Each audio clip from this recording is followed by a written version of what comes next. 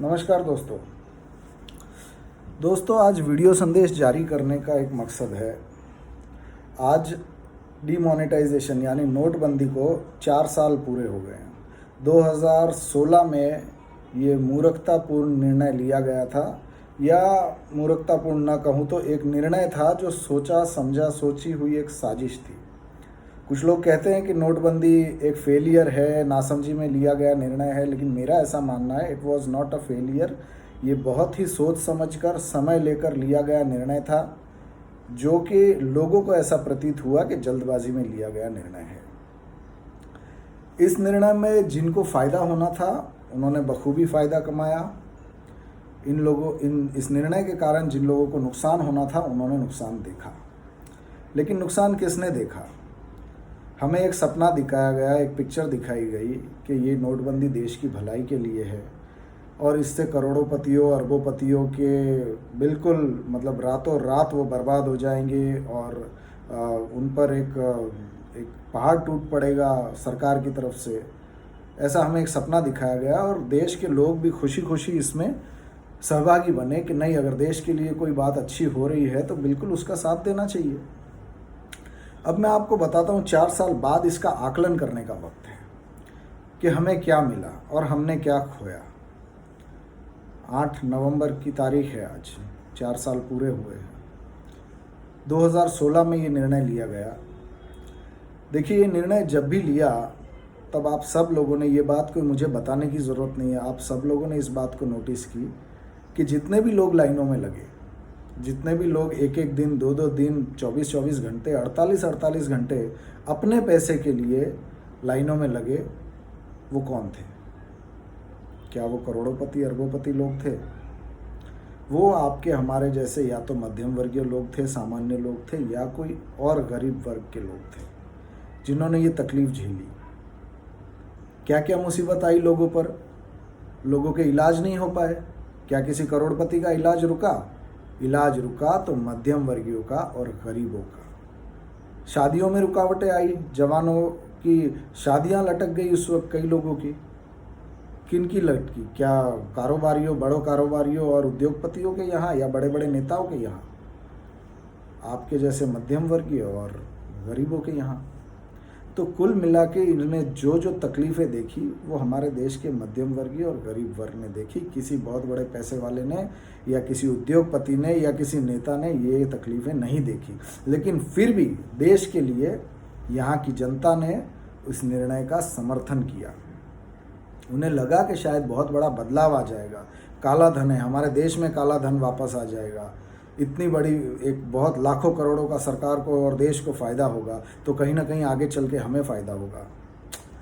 देशवासी के नाते हमें ऐसा लगा, लेकिन ऐसा हुआ नहीं, क्योंकि इस सरकार का एक सोचा समझा निर्णय था ये, जो आपको ध्यान में रखकर नहीं लिया गया था, किसी और को ध्यान में रखकर लिया गया था, बड़े उद्योगपतियों को ध्यान में रखकर लिया गया था। और किस तरह ब्लैक मनी को वाइट मनी में कन्वर्ट किया जाए, ये एक बहुत बड़ी सोची समझी साजिश थी, जो आज आपको शायद समझ में आई होगी। क्योंकि धनवान और धनवान बना है और बहुत दुगनी तिगनी गति से वो धनवान बना है, और गरीब उसी गति से और गरीब आया है, या मध्यम वर्गीय परिवार और नीचे आया है। ये बात आप सब लोग भली भांति जानते हैं। उस लॉकडाउन के दरमियान जो तथाकथित अपने आप को सबसे बड़ी ईमानदार पार्टी बोलती है, जो अपने आप को कहती है, आप लोगों के सामने प्रोजेक्ट करती है कि हमारे जैसा कोई नहीं है, बाकी सब भ्रष्टाचारी है, आपको मैं बता दूं कि जिस वक्त आपके बच्चों की शादियों में रुकावट आ रही थी, उस वक्त इसी भारतीय जनता पार्टी का बड़ा नेता जनार्दन रेड्डी, उन्होंने अपने बच्ची की शादी में 500 करोड़ से अधिक का खर्चा किया। उनकी शादी में कोई रुकावट नहीं आई। इसी भारतीय जनता पार्टी ने उसी डीमोनेटाइजेशन के दौरान मध्य प्रदेश, बिहार, छत्तीसगढ़, झारखंड, ऐसे अनेकों राज्यों में अलग अलग जगह पर ज़मीनें खरीदी। उस डीमोनेटाइजेशन की खबर इन सब को पहले से थी। उसी पीरियड के दौरान इन्होंने वो पैसा ज़मीनों में लगाया। उसके अलावा मैं आपको बात कर लूँ, इन्हीं के एक व्यक्ति की गाड़ी काला धन लेके जाते हुए पकड़ी गई। सुभाष देशमुख शायद उन नेता का नाम था, जिनके गाड़ी से करोड़ों रुपए बरामद हुए। तो ये लोग, ये कोई निर्णय देश के फेवर के लिए लिया गया निर्णय नहीं था। इन्होंने सोची समझी साजिश रची थी कि किस तरह ब्लैक मनी को वाइट मनी में कन्वर्ट किया जाए। उसके अलावा एक बहुत बड़ा मोटिव जो इनके पास था वो ये था कि इनके सामने जो जो पार्टियां चुनाव लड़ती है उन्हें आर्थिक तौर पर बिल्कुल ख़त्म कर दिया जाए, कि उनके पास कोई चारा ही न रहे कि वो भाजपा के सामने चुनाव लड़ सके। ये भी एक बहुत बड़ा मोटिव इसके पीछे था। तो देखिए, जो लोग बीजेपी का समर्थन भी करते हैं या मानते भी है आज, चाहे वो इस बात को पब्लिकली ना माने, लेकिन उन्हें ये बात अच्छे तरीके से पता है कि नोटबंदी was a biggest failure, it was a disastrous decision taken by the government. और ये इस कारण से लिया गया था जो मैंने आपको अभी अभी बताए। आप समझेंगे कि सरकार ने कुछ तो दिमाग में सोचा होगा। जी बिल्कुल सोचा, क्योंकि हर बार उन्होंने गोल शिफ्ट किए थे, हर बार उन्होंने अपना अपना एक टारगेट शिफ्ट किया था। पहले कहा था कि काला धन लाना है, उसके बाद उन्होंने कहा कि नहीं, हमें तो डिजिटल इकोनॉमी बनानी है। अब डिजिटल इकोनॉमी का क्या हाल है आज आप देख ही सकते हैं। आप जाइए गाँव में, सब जगह घूमिए, आपको कहाँ कहाँ डिजिटल पेमेंट मिल रहा है वो तो आप समझ सकते हैं। और मिलता है, ये एक प्रोसेस है जो धीरे धीरे चलता है। वो डिजिटल पेमेंट करने के लिए कोई नोटबंदी जैसा डिसीजन ले लिया जाए कि आप 100-125 लोगों की लाइनों में मृत्यु हो जाए, सैकड़ों लोगों की मृत्यु इसलिए हो जाए क्योंकि उन्हें इलाज नहीं मिला। अगर आपने ये डिजिटल पेमेंट करने के लिए लिया है तो शर्म आनी चाहिए आपको अपने आप पर। यदि आप आगे चलकर आपने कहा कि ये तो भाई निर्णय, पहले आपने नोटबंदी को काले धन से जोड़ा, फिर आपने डिजिटल पेमेंट से जोड़ा, उसके बाद आपने कहा कि ये तो नक्सलाइट और टेररिज्म अटैक के लिए है, कि उन्हें रोका जाए, उन्हें नेस्तनाबूद किया जाए, उनकी आर्थिक व्यवस्था ख़त्म कर दी जाए। नतीजा क्या हुआ? नोटबंदी के महीने में ही आपके देश में, हमारे देश में नक्सलाइट का अटैक होता है। उसके 4 महीने बाद दोबारा से नागरोटा में अटैक होता है। कुछ वक्त बाद सुकमा में अटैक होता है। कुछ वक्त बाद पुलवामा में अटैक होता है। तो लगातार 2016, 17, 18, 19 लगातार टेररिज्म के अटैक, और इनफैक्ट उसके बाद तो जो नक्सलाइट अटैक हुआ है वो तो आज तक का सबसे बड़ा अटैक हुआ है। तो लगातार नक्सलाइट और टेररिज्म का अटैक बिल्कुल इसी तरह से चालू है जैसे पहले शुरू था। तो ये नोटबंदी उन पर इम्पैक्ट नहीं की है, ये बात आप भली भांति समझ गए हो। तो इस नोटबंदी से देश को क्या फ़ायदा हुआ? एक बहुत बड़ी चीज़ जो थी, जो नुकसान हमें हुआ, वो था हमारी अर्थव्यवस्था। आज आप जानते हैं, आप भाजपा वाले जिन लोगों को समर्थन करते हैं, बड़े बड़े लोगों को, वो तो बहुत बड़े करोड़ों अरबोंपति से भी और कई ज़्यादा आगे बढ़ चुके हैं, लेकिन मध्यम वर्गीय नीचे आ चुका है। क्योंकि भारत देश में आपकी नोटबंदी के बाद से बिजनेस दिन दिन डाउन आता गया। धंधे, काम धंधे, नौकरियां सब ख़त्म होते गए। और ये हर कोई आपको समर्थन करने वाला भी इस बात को मानता है कि हाँ ऐसा हुआ है। यह निर्णय आपका था मोदी जी, लेकिन इसने बर्बाद किया है पूरे देश को, पूरे देश की इकोनॉमी को, पूरे देश के मध्यम वर्गीयों और गरीबों को। या आप तो एक दिन का निर्णय लेके आप तो अपनी जगह पर ठीक है, आपने भाषण दे दिए, मुझे ज़िंदा जला देना, मुझे ये कर देना, वो कर देना। ये देश भारत देश है, ये किसी को ज़िंदा जलाना वगैरह इन चीज़ों में विश्वास नहीं करता है। और हमारे प्रधानमंत्री के बारे में तो हम ये बातें सोच भी नहीं सकते हैं। तो आप इस तरीके से भाषण देते हो, देश के लोगों को गुमराह करते हो, और उसके बाद आपको ज़िंदा जला देना, ये तो हम कभी सोच भी नहीं सकते।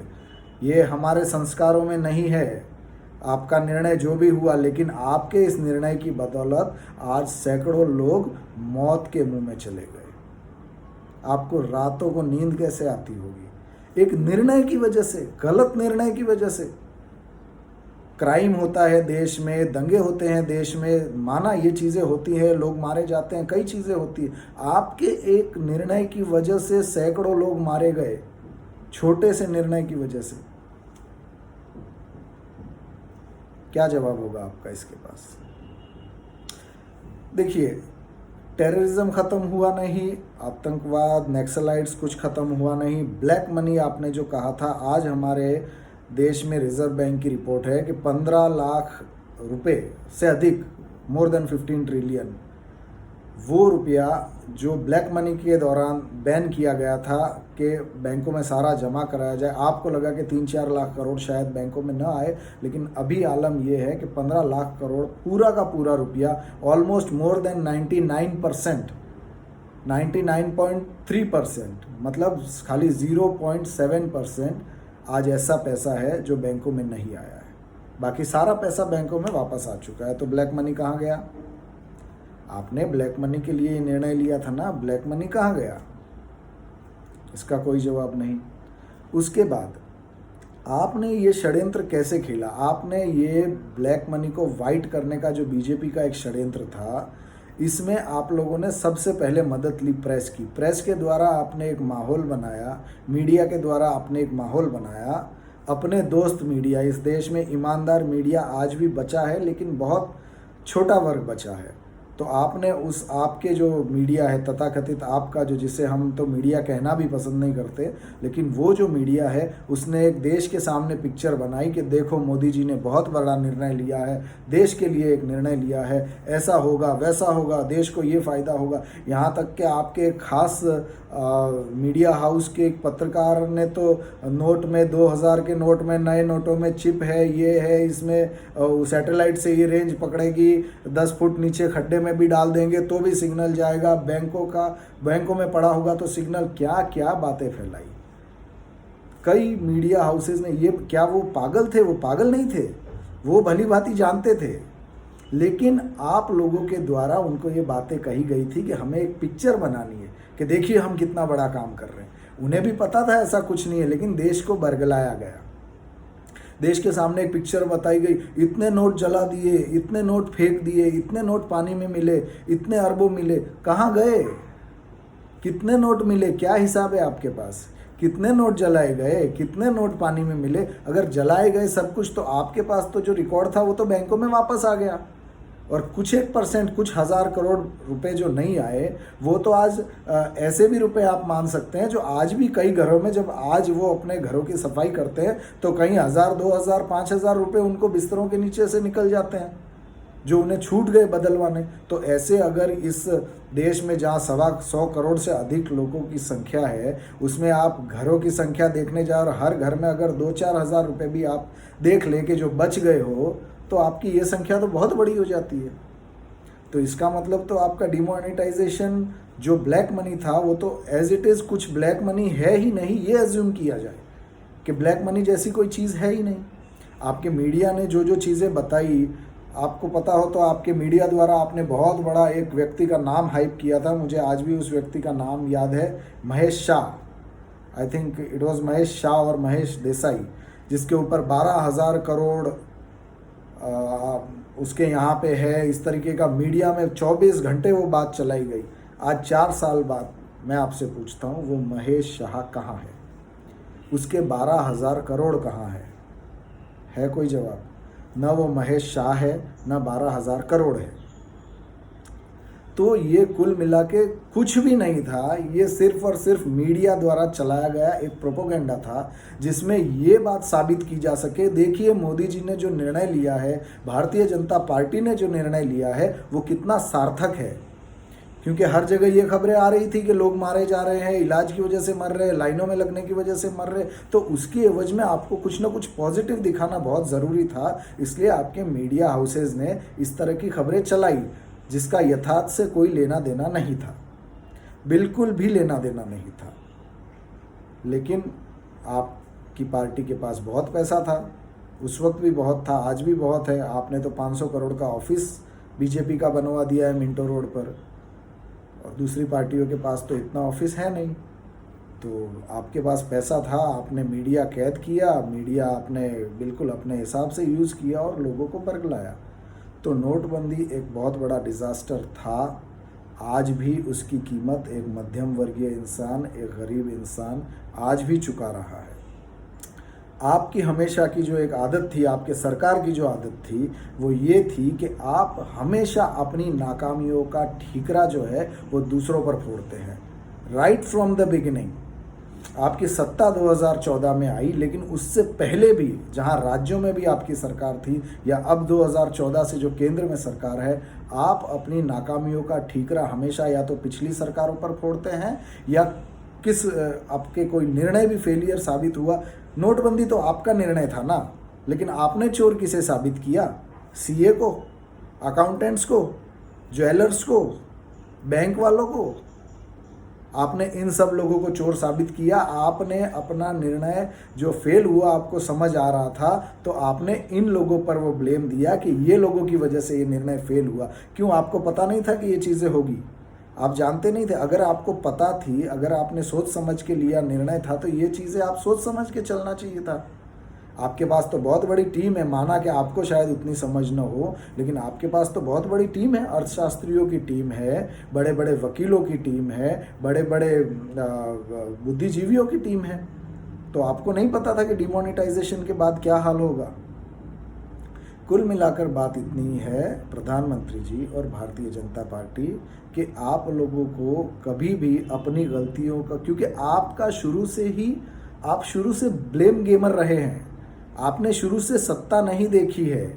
आपने सिर्फ जो व्यक्ति काम करता है उस काम में नुस्ख निकालना सीखा है।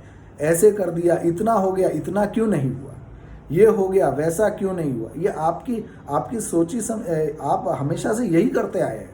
तो इसलिए जब सत्ता आपको मिली तब भी आप वही कर रहे हैं।